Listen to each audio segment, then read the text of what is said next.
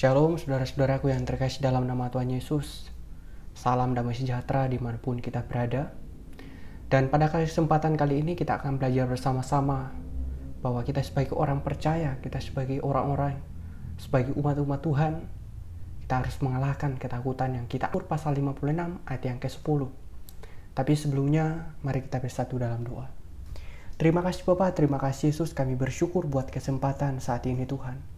Kami rindu untuk mendengarkan sabda firman-Mu, dan biarlah firman Tuhan yang akan kami dengarkan saat ini boleh menguatkan hati kami masing-masing. Memberkati pembelajaran firman Tuhan yang akan kami dengarkan saat ini, di dalam nama Tuhan Yesus. Haleluya. Amin. Saudara-saudaraku yang terkasih dalam nama Tuhan Yesus, kalau kita membaca di Mazmur 56 ayat yang ke-10, di situ dikatakan bahwa maka musuhku akan mundur pada waktu aku berseru. Mungkin saat ini kita berada di dalam ketakutan oleh karena banyak peristiwa yang terjadi di bangsa kita. Oleh karena banyak peristiwa-peristiwa yang kita alami yang membuat kita berada di dalam ketakutan yang luar biasa. Pandemi masih terus menjadi sesuatu yang menakutkan bagi kita semua. Bahkan banyak peristiwa-peristiwa seperti bencana alam, banjir, longsor, gempa bumi, dan lain sebagainya, yang membuat kita mungkin saat ini berada di dalam ketakutan. Oleh karena itu kita mau belajar bahwa kita sebagai orang-orang yang percaya kepada Kristus, sebagai umat-umat Tuhan, kita harus mengalahkan semua ketakutan yang kita alami dengan belajar dari Daud. Kalau kita melihat bahwa di dalam Mazmur pasal 56 ayat yang ke-10, ini dilatar belakangi dari peristiwa Daud juga mengalami ketakutan yang luar biasa. Oleh karena orang-orang Filistin menangkap dia di Gat. Kalau kita melihat di dalam 1 Samuel pasal 21 ayat 12-15, di situ ketika dia ditangkap oleh orang-orang Filistin, salah satunya cara untuk dapat melepaskan diri dari orang Filistin adalah dia berpura-pura gila. Dia sangat takut kepada Raja Akis, raja kota Gat itu. Sebab itu ia berlaku seperti orang yang sakit ingatan di depan mereka dan berpura-pura gila di dekat mereka. Ia menggores pintu gerbang dan membiarkan ludahnya meleleh ke janggut. Sehingga Akis itu berkata, "Tidakkah kamu melihat bahwa orang itu gila? Mengapa kamu membawa dia kepadaku? Kekurangan orang gila ke aku. Maka kamu membawa orang ini kepadaku, supaya ia menunjukkan gilanya di dekat aku. Patutkah orang yang demikian masuk ke rumahku?" Saudara-saudaraku yang terkasih dalam nama Tuhan Yesus, Daud sesungguhnya mengalami ketakutan yang luar biasa. Dia sungguh-sungguh putus asa terhadap apa yang dialami. Dia berpikir bahwa hidupnya pasti dihabisi oleh Raja Akis itu. Nasibnya benar-benar di ujung tanduk. Namun apa yang dia takutkan tidak menjadi kenyataan. Ia luput dan terbebaskan setelah ia berpura-pura gila. Kita